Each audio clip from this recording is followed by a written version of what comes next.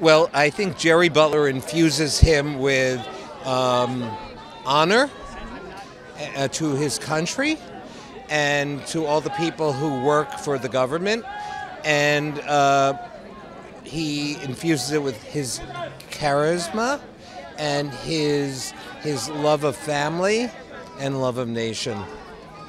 Well, I don't think it's put the final one because we're talking about some more, but it's put an exclamation point in that this one delves into Mike's psyche and Mike's emotional state and his physical state after being through the wars. And this is just another sequence in the Has Fallen franchise. His character is developing into something other than just an action hero.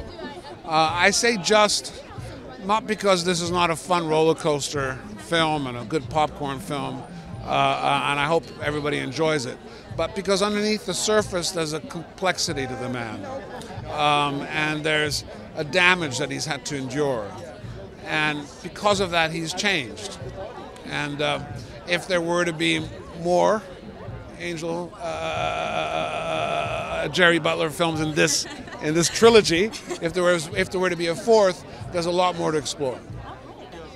How does it do it? It does it all guns blazing. It does it. I mean, there's a real purity to these kind of films, and you know whether the suspense works or whether it doesn't,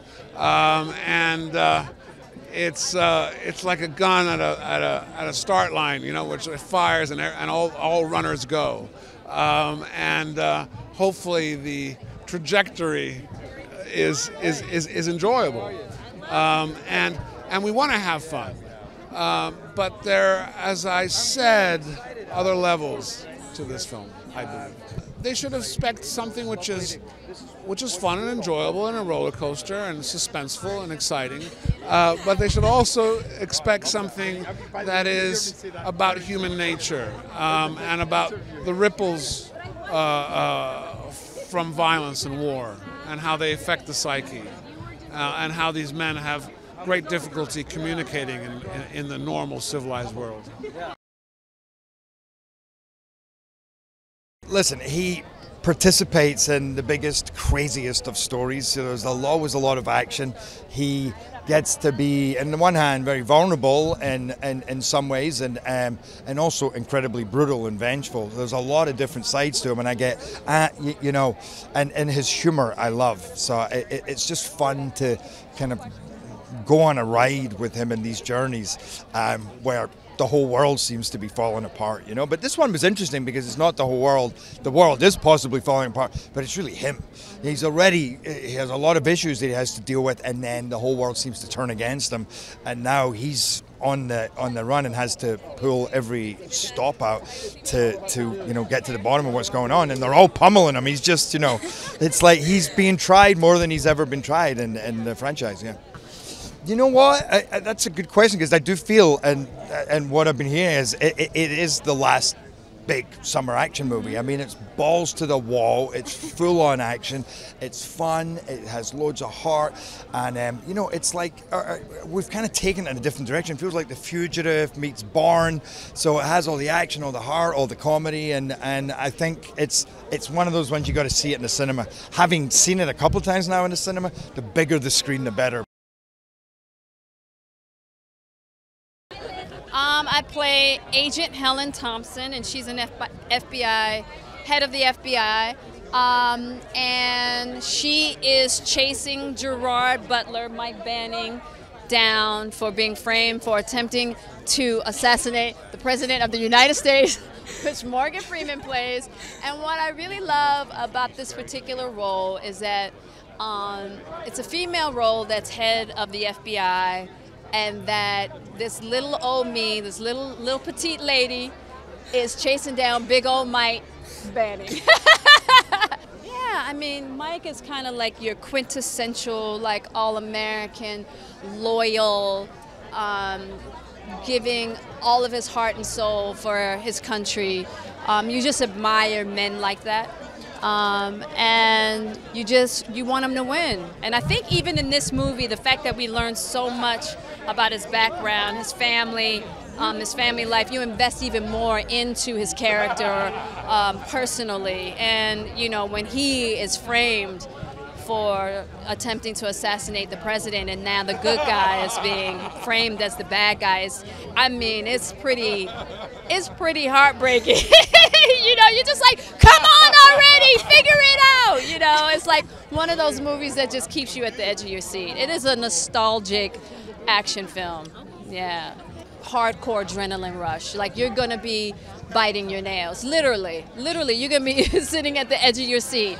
And you don't get any reprieve in this movie. Not one, not until the end. Jared kind of exudes a bit of a rough bad boy thing, and for a guy who's ex-special forces, who's a real killer, but at the same time that you want to care about, I just feel like that mix of sensitivity and at the same time dangerous, you twinkle in his eye, you don't really know what he's thinking, works perfectly with his character. Audiences should expect the same thing that I said before. Great action, great characters, and great story. I'm very enthusiastic as long as an audience is enthusiastic. It's an estranged relationship. The father has not been around, primarily because of war.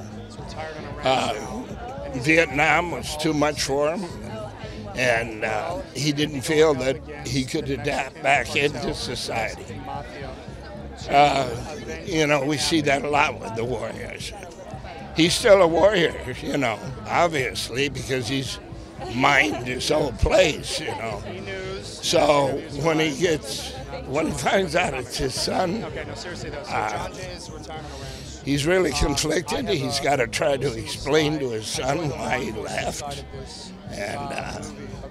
and then there comes the humor, you know, in trying to explain something you cannot explain, you know. So Jerry had a good time with it, you know. We both did. You know. I play Leah Banning, Mike's wife. What I admire about him is I think it's a sort of tall order to be married to Mike Banning, but she doesn't shy away from her opinion. She's really his equal, and when she thinks something isn't good for him, she's not afraid to stand her ground. I think why fans like Mike Banning is that he's not perfect. You know what I mean? He has flaws. You see a lot of them in this movie, what's going on with him at home and him personally. And I think, you know, nobody's perfect and all our jobs are stressful, and he has a really stressful job protecting the president, but I think it's relatable. I mean, I think what audiences can expect is learning a lot more about the characters you already love, and also it's nice to live in a world where Morgan Freeman's president.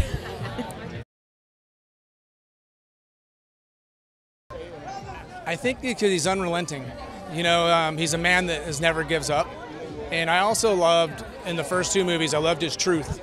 Like, there was nothing false about him, including violence. Didn't matter what it was. He was always going to let you know right where you stood. And I think that what's interesting about this one is we wanted to make more of an origin story of Mike Banning in a much more deep and complex way, and meet a man in crisis who has always been of truth, but now is he lying to himself? You know, can he still do the job? You know, even though he's addicted to the adrenaline of it, coming from special operations as an Army Ranger right into Secret Service, you know, it's like a professional athlete. You'll do everything you can to stay in the game, and that's where we meet him. And I thought it was a really interesting portrayal. And what I love about Jerry, you know, Gerard Butler, is he's unrelenting as well. And we had the confidence to go and show that we can have characters and heroes now that show their flaws, warts and all, and we get empathetic with them, and you know, and we're with them, not like the modern day. A lot of these modern day heroes we're seeing now, they're impervious to pain, impervious to danger. We made him mortal. I think it's this big action-packed ride like the first two were, but you get a more character in-depth study now to where you get an emotional attachment to the action. Hopefully what you get with us is you go on this big kick-ass ride, but you don't feel like you're a voyeur watching something on the screen. You feel like you're a participant. You feel like you're in it with these people.